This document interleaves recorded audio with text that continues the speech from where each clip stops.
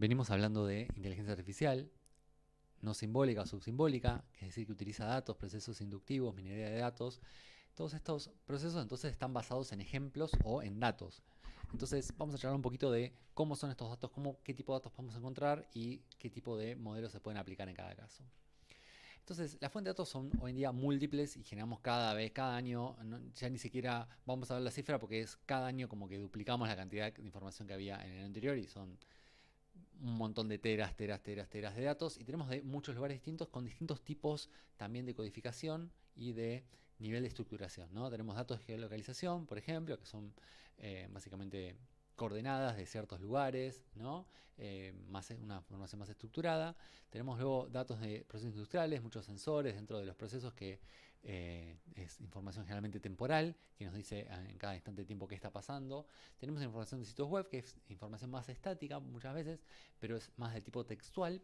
Tenemos luego bases de datos estructuradas, no estructuradas, SQL, no SQL, que tenemos acá una variedad de datos obviamente que podemos usar. Datos de tráfico en redes, por ejemplo, también información temporal, ¿no? Por ahí más discreta de qué es lo que está pasando, no tan continua como en los procesos, que tienen muchas generalmente sensores también, ¿no? Tenemos tráfico en redes, por ejemplo, podemos ver paquetes que van, que vienen. Podemos ver también en sensores, por ejemplo, sensores en una ciudad inteligente, ¿no? Datos de redes sociales, también generalmente imágenes, audio, video, y por ejemplo datos de uso de dispositivo, que es un dato más interno, ¿no? De dónde se hizo clic, dónde no se hizo clic, cuánto tiempo la persona está mirando la pantalla, cuánto tiempo tiene para teclear, cuánto tiempo usa el dispositivo, etcétera, etcétera. Entonces, tenemos una multitud de datos y tenemos que tener a veces modelos distintos para cada caso, ¿no? O modelos más apropiados para cada caso.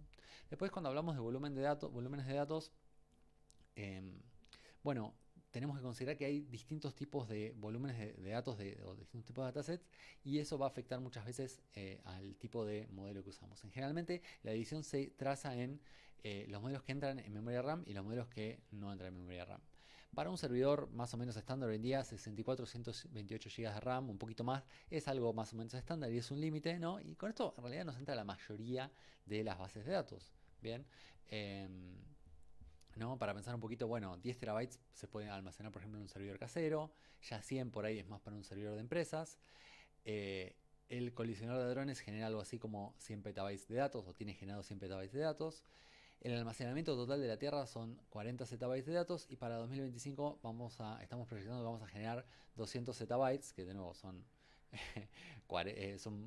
21 ceros ahí de bytes de datos y son muchísimos. Y de hecho la cantidad de información que generamos se aproxima en 1,7 a 2 megabytes por persona por segundo hoy en el mundo y claramente esto es una cantidad de datos que no pueden almacenarse, ¿no? Y bueno, por estos son los motivos que la inteligencia artificial basada en datos hoy día tiene una expresión, o ha tenido una expresión en estos años, porque obviamente todos estos datos son difíciles de aprovechar si queremos ponerle demasiada inteligencia humana experta a los mismos. Es mucho más fácil muchas veces aprender directamente de ellos. Entonces, tipos de datos también, como decía, tenemos muchos. Tenemos audios como un tipo de señales temporales, también los videos, otros, imágenes y videos también, ¿no? A veces hay señales temporales que no son de audio, por ejemplo, señales de temperatura en el tiempo. Tenemos también texto, ¿sí? Hay bases de datos tabulares, hay muchas de estas también, son muchos datos de este tipo. Y también tenemos grafos, por ejemplo, que son otro tipo de datos más particular, por ahí que también pueden ser procesados con cierto tipo de modelos. Eh, por ejemplo, los datos tabulares son, la mayoría de los datasets chicos son de este tipo, en donde tenemos filas, que los llamamos ejemplos, ¿no? Y columnas, que serían los atributos. A estos atributos también a veces le decimos variables, a veces le decimos características, o a veces le decimos features también, que es la palabra en inglés para características. Muchas veces reservamos la palabra características o feature para un atributo o variable que ha sido preprocesado o representado de una manera especial, pero a veces intercambiamos esos nombres de forma indistinguible. Luego tenemos valores, que serían las celdas particulares de esta tabla, ¿bien? Y muchas veces estos datos vienen en un solo archivo o a veces en varios, ¿no? Con formatos muy comunes. Lo más estándar es los valores separados por coma, pero también hay formatos más binarios específicos de ciertos programas. Después, entonces, ¿qué tipos de atributos tengo? Bueno, básicamente puedo considerar dos grandes ramas, los atributos numéricos y los no numéricos o categóricos, ¿no? Que podemos estos subclasificarlos además en nominales, aquellos que no tienen orden, y los ordinales, aquellos que sí tienen. Por ejemplo, gato, perro, ratón, no tenemos manera de ordenarlos, a América, Europa o Asia tampoco, ¿no? Y los datos ordinales por ahí sí, como bajo, medio y alto, bueno, estos son como un numérico encubierto, ¿no? Bueno, pero bueno, siguen teniendo una representación que es más categórica, a veces no se puede tan fácilmente ordenarlos, ¿no? Y luego tenemos los atributos numéricos, que tenemos básicamente la diferencia entre discreto y continuo. Generalmente en este caso, para la mayoría de aplicaciones, no hay tanta diferencia entre discreto y continuo. Lo que tenemos a veces es que hay algún valor que es discreto en apariencia, pero en realidad es un valor nominal encubierto, ¿no? Por ejemplo, porque 0 representa gato, 1 perro y 2 ratón, ¿no? Entonces eso a veces tenemos que tener cuidado, como el ordinal en realidad es como un discreto encubierto, a veces pasa lo contrario también.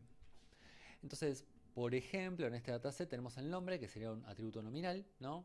Las posiciones, bueno, acá sería discutible, ¿es un atributo nominal o no? Quizás este atributo no esté bien codificado, porque a priori es nominal, pero por ahí habría otra forma mejor de codificar esto, por ejemplo, con varios atributos, uno por cada posición, y un 1 y un 0 que nos indique si esa posición la tiene el jugador o la jugadora o no.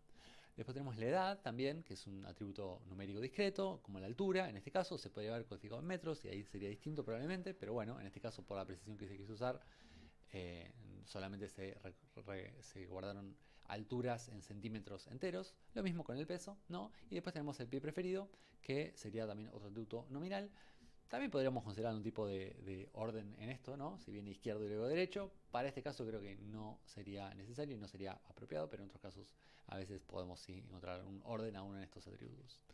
Luego tenemos atributos binarios. Estos son atributos especiales, como decía antes, que podemos, por ejemplo, codificar esto del pie preferido como otra forma, en donde tenemos dos atributos, uno 0 y un 1, ¿no? Esto se usa mucho, a veces se llaman atributos dummy o atributos tontos, ¿bien?